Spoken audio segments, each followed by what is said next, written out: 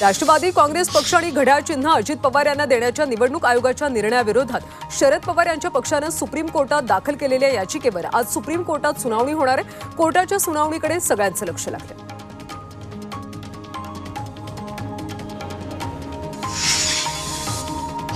काँग्रेस नेते राहुल गांधी आज नागपूर दौऱ्यावर आहेत। ते दीक्षाभूमीला भेट देऊन डॉक्टर बाबासाहेब आंबेडकरांना अभिवादन करणार आहेत। त्यावेळी राहुल गांधी संविधान संमेलन कार्यक्रमाला उपस्थित राहणार आहेत। महाविकास आघाडीची आज मुंबईतल्या बीकेसी मध्ये जाहीर सभा होणार आहे। या जाहीर सभेला राहुल गांधींसह बड्या नेत्यांची उपस्थिती असणार आहे। दरम्यान काल खासदार वर्षा गायकवाड आणि अनिल परब यांनी सभास्थळाची पाहणी केली। मुख्यमंत्री एकनाथ शिंदे यांची आज दुपारी 1 वाजता ठाण्यातल्या प्रमुख पदाधिकाऱ्यांसोबत बैठक आहे। विधानसभेतल्या महायुतीचे 4 उमेदवार आणि पदाधिकारी या बैठकीला उपस्थित राहतील। ठाणे शहर, कोपरी पाचपाघाडी, ओवळा माजीवाडा आणि कळवा मुंब्रा विधानसभेतल्या पदाधिकाऱ्यांसोबत ही बैठक आहे। उत्तर प्रदेशचे मुख्यमंत्री योगी आदित्यनाथ आज वाशिमच्या दौऱ्यावर आहेत। या ठिकाणी त्यांची प्रचार सभा पार पडणार आहे। महायुतीतल्या भाजपचे उमेदवार श्याम खोडेंच्या प्रचारार्थ सभेचं आयोजन करण्यात आले। दुपारी 12 वाजता ही सभा होईल।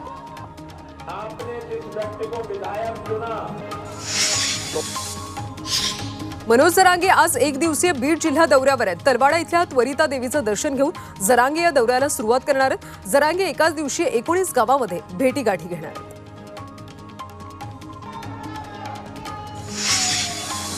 आगामी काळामध्ये महाविकास आघाडी आणि महायुती दोन्ही आपल्याला मदत करतील असा विश्वास प्रहारचे अध्यक्ष बच्चू कडू यांनी व्यक्त केला। अकोला पश्चिम मतदारसंघातून प्रचारादरम्यान ते बोलत होते।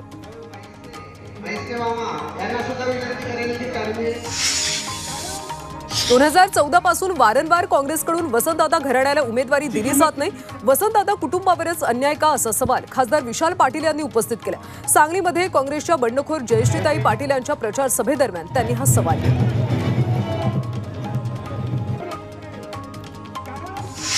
सामान्य कार्यकर्त्यांच्या सन्मानासाठीच मधुरिमा राजे छत्रपतींनी माघार घेतल्याचा खुलासा खासदार शाहू छत्रपतींनी केला। याबाबत शाहू छत्रपतींनी एक पत्रक काढलं। एका कुटुंबामध्ये काँग्रेसच्या सामान्य कार्यकर्त्याला नाराज करून निवडणूक लढवणं मान्य नसल्याचं त्यांनी पत्रकात म्हटलं। कोल्हापूर उत्तरमधून राजेश लाटकर यांना काँग्रेसनं पुरस्कृत उमेदवार म्हणून जाहीर केलं। याबाबत इंडिया आघाडीच्या एकत्रित बैठकीत हा निर्णय झाल्याची घोषणा खासदार शाहू छत्रपती महाराज आणि ही संधी जर कोल्हापूरकरांनी दिली। राधानगरीतल्या उमेदवार निवडून आणण्याची जबाबदारी सतेज पाटलांवर असल्याची घोषणा उद्धव ठाकरे यांनी केली। ठाकरे पक्षाचे उमेदवार केपी पाटील यांच्या विजयाची जबाबदारी सतेज पाटलांवर देण्यात आली। आदमापूरमधल्या सभेमध्ये बोलताना ठाकरेंनी ही घोषणा केली। परभणीच्या गंगाखेड विधानसभेमध्ये महायुतीचे उमेदवार रत्नाकर गुट्टे यांना धक्का बसला। राष्ट्रवादीचे माजी आमदार डॉक्टर मधुसूदन केंद्रे यांनी महाविकास आघाडीचे उमेदवार विशाल कदम यांना जाहीर पाठिंबा दिला। त्यामुळे या निवडणुकीमध्ये मुंडे गुट्टे असा वाद पेटल्याचं पाहायला मिळतं। विरोधकांनी पैशाचा आमिष दाखवून माझ्या नावाचा डमी उमेदवार निवडणुकीत उतरवला असा आरोप घनसावंगीचे भाजपचे बंडखोर उमेदवार सतीश घाटगे यांनी केला। घाटगेंनी राजेश टोपेंचं नाव न घेता त्यांच्यावर आरोप केला। या मतदारसंघात घाटगे यांची थेट लढत राजेश टोपे यांच्यासोबत आहे। जळगावच्या मुक्ताईनगर मतदारसंघातले अपक्ष उमेदवार विनोद सोनवणे यांच्या ताफ्यावर गोळीबाराचा प्रयत्न झाला। दुचाकीवरून आलेल्या अज्ञातांनी गाडीवर गोळीबार केल्याचा आरोप सोनवणे यांनी केला। या प्रकरणी अज्ञातांच्या विरोधात बोदवड पोलीस ठाण्यात तक्रार नोंदवण्यात आली। भाजपच्या राष्ट्रीय प्रवक्त्या माजी खासदार हिना गावित यांनी भाजपला रामराम केला। हिना गावित यांनी भाजपच्या सर्व पदांचा राजीनामा देत अक्कलकुवा मतदारसंघातून अपक्ष उमेदवारी अर्ज दाखल केला। बंडखोरीमुळे पक्षाची प्रतिमा मलिन होऊ नये म्हणून हा निर्णय घेतल्याचं गावित यांनी स्पष्ट केलं। देवळाली मतदारसंघातून महायुतीच्या अधिकृत उमेदवार सरोज अहिरे असल्याचं छगन भुजबळ यांनी म्हटलं। राजश्री अहिराव यांनी अर्ज मागे घेतला नाही, त्यामुळे त्यांच्या विरोधात योग्य कारवाई करण्याचा निर्णय वरिष्ठ पातळीवर होणार असल्याचं भुजबळ म्हणाले। त्यामुळे देवळाली मतदारसंघात महायुतीमध्ये घमासान पाहायला मिळणार।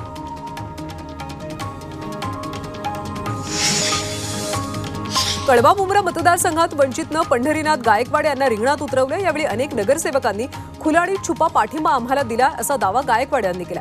या मतदारसंघात राष्ट्रवादी विरुद्ध राष्ट्रवादी तसंच मनसे आणि वंचित अशी लढत आहे। शरद पवार हे जातीमध्ये द्वेष पसरवणारे संत आहेत असा टोला राज ठाकरेंनी यवतमाळच्या राळेगाव मधल्या सभेत लगावला.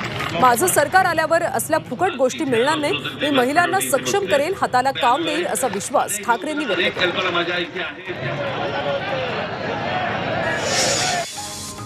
शिवसेना उद्धव बाळासाहेब ठाकरे पक्षाचे आमदार सुनील राऊत यांच्या वादग्रस्त विधानाची राष्ट्रीय महिला आयोगाकडून गंभीर दखल घेण्यात आली. सुवर्णा करंजे यांच्याबाबत सुनील राऊत यांनी आक्षेपार्ह विधान केलं होतं. या प्रकरणी कारवाई करण्याच्या सूचना राष्ट्रीय महिला आयोगाने ट्विट करत पोलिसांना केल्या. शिवसेना पक्ष आणि धनुष्यबाण चिन्ह प्रकरणी 8 नोव्हेंबरला निर्णय होणार आहे. पक्ष आणि चिन्हाबाबत निवडणूक आयोगाने दिलेल्या निकालाविरोधात शिवसेना उद्धव बाळासाहेब ठाकरे पक्षानं याचिका दाखल केली होती. त्यावर सरन्यायाधीश धनंजय चंद्रचूड त्यांच्या निवृत्तीच्या आधी निकाल देणार आहेत. नोव्हेंबर महिन्याच्या अखेरच्या आठवड्यामध्ये संसदेचं अधिवेशन सुरू होणार आहे. 25 नोव्हेंबरपासून संसदेचं हिवाळी अधिवेशन सुरू होते. 25 नोव्हेंबर ते 20 डिसेंबर असा अधिवेशनाचा कालावधी असणार आहे. केंद्रीय संसदीय कार्यमंत्री किरण रिजिजू यांनी ट्विट करत ही माहिती दिली.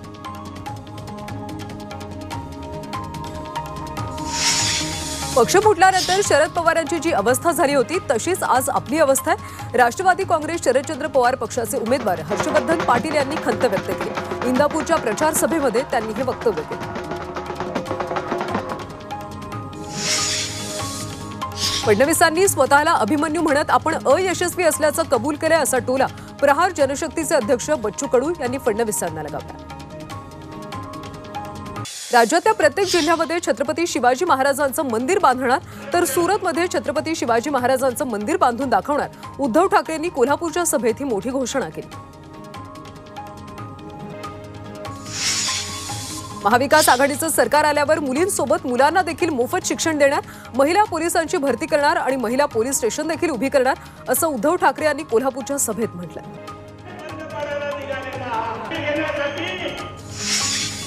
महाविकास आघाडीचं सरकार आल्यावर जीवनावश्यक वस्तूंचे भाव स्थिर ठेवणार, 5 वर्ष सरकारही स्थिर आणि जीवनावश्यक वस्तूंचे भाव स्थिर ठेवणार असल्याचं उद्धव ठाकरे यांनी कोल्हापूरच्या सभेत आश्वासन दिलं. 5 वर्षामध्ये आपण 5 जीवनावश्यक वस्तू.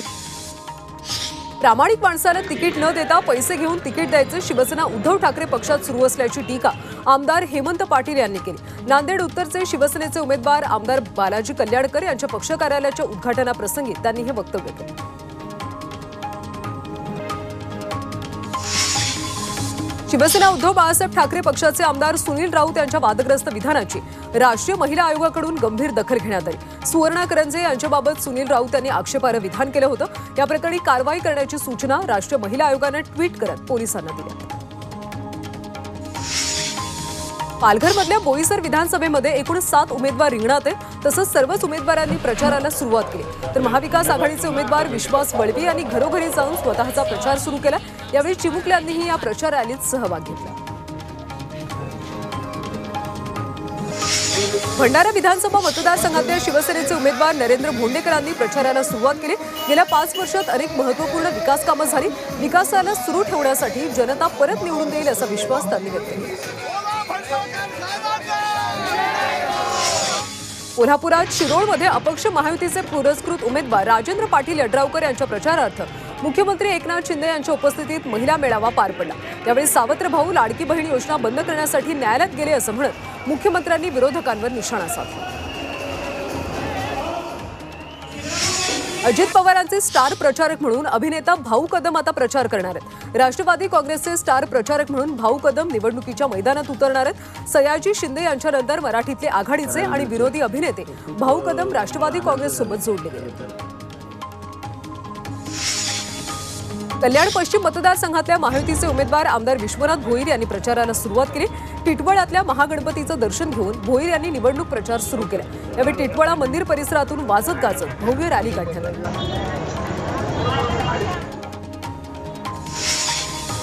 रायगडमधल्या कर्जत खालापूरचे महायुतीचे उमेदवार महेंद्र थोरवे यांनी प्रचाराला सुरुवात केली. सिद्धिविनायक मंदिरात दर्शन घेऊन त्यांनी प्रचाराचा प्रारंभ केला. यावेळी महायुतीचे शेकडो कार्यकर्ते उपस्थित होते. मुंबईतल्या वडाळा विधानसभा मतदारसंघात शिवसेना उद्धव बाळासाहेब ठाकरे पक्षाकडून श्रद्धा जाधव निवडणूक लढवतात. त्याच्या प्रचारासाठी आदित्य ठाकरे यांनी रोड शो केला. परळमधल्या काँग्रेसचं कार्यालय टिळक भवन ते वडाळा असा हा रोड शो होता. आदित्य यांचा यंदाच्या विधानसभा निवडणुकीतला हा पहिलाच रोड शो. कळवा मुंब्रा मतदारसंघात राष्ट्रवादीचे उमेदवार नजीम मुल्ला यांनी जोरदार शक्तीप्रदर्शन केलं. महायुतीतले असंख्य कार्यकर्त्यांसोबत भव्य अशी रॅली त्यांनी काढली. रॅलीमध्ये अनेक माजी नगरसेवक सहभागी झाले होते. यावेळी जितेंद्र आव्हाडांना आपण आव्हान देणार असल्याचं त्यांनी म्हटलं. बीडमध्ये राजेभाऊ फड महाविकास आघाडीचा प्रचार करणार आहेत. उमेदवारी न मिळाल्यानं त्यांनी अपक्ष उमेदवारी अर्ज दाखल केला होता. तर आता अर्ज मागे घेतल्यानंतर आपण महाविकास आघाडीचा प्रचार करणार असल्याची भूमिका राजेभाऊंनी घेतली. शिरूर हवेली मतदारसंघातले राष्ट्रवादी अजित पवार गटाचे उमेदवार माऊली कटके यांनी प्रचाराला शुभारंभ केला. थेऊरच्या चिंतामणीच्या चरणी नारळ फोडून त्यांनी प्रचाराला सुरुवात केली. यावेळी अभिनेते सयाजी शिंदे आणि माजी खासदार शिवाजीराव आढळराव पाटील उपस्थित होते. जुन्नर विधानसभेचे राष्ट्रवादी शरदचंद्र पवार पक्षाचे उमेदवार सत्यशील शेरकर यांनी आपला प्रचार सुरू केला. आळेफाटा परिसरात त्यांचा प्रचार दौरा संपन्न झाला. यावेळी शेरकर यांनी बैलगाडीतून वाजत गाजत मिरवणूक काढली.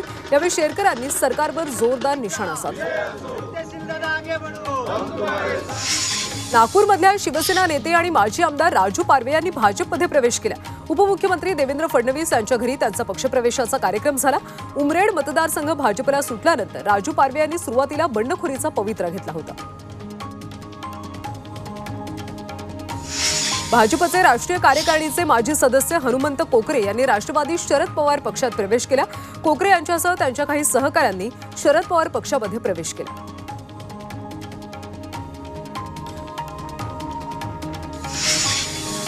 शिवसेनेचे वरळीतले उमेदवार मिलिंद देवरा यांनी रॅलीसाठी पैसे देऊन माणसं आणल्याचा आरोप करण्यात येतो.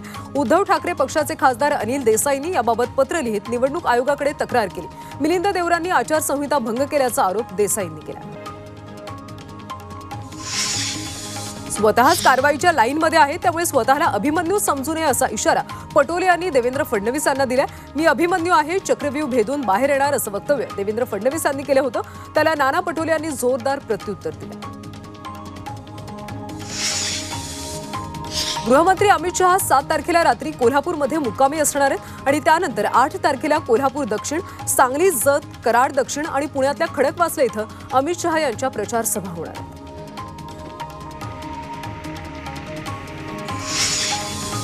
अकोल्यातल्या महायुतीच्या 5ही उमेदवारांच्या प्रचारासाठी पंतप्रधान नरेंद्र मोदी 9 नोव्हेंबरला येणार आहेत. मोदींच्या जाहीर सभेसाठी डॉक्टर पंजाबराव देशमुख कृषी विद्यापीठाच्या प्रांगणात जय्यत तयारी करण्यात येते. या ठिकाणी 3 डोम आणि 2 सभा मंडपांची उभारणी केली जाते.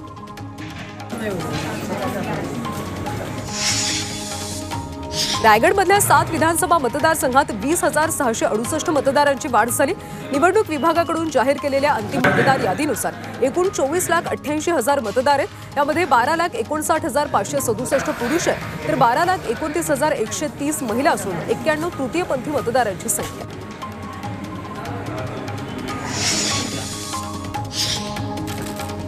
संजय कुमार वर्मा यांनी राज्याच्या पोलीस महासंचालक पदाचा पदभार स्वीकारला. रश्मी शुक्लांची निवडणूक आयोगानं बदली केल्यानंतर मुंबई पोलीस आयुक्त विवेक फणसाळकरांकडे अतिरिक्त भार सोपवण्यात आला होता. त्यानंतर संजय वर्मांची राज्याच्या पोलीस महासंचालकपदी नियुक्ती करण्यात आली.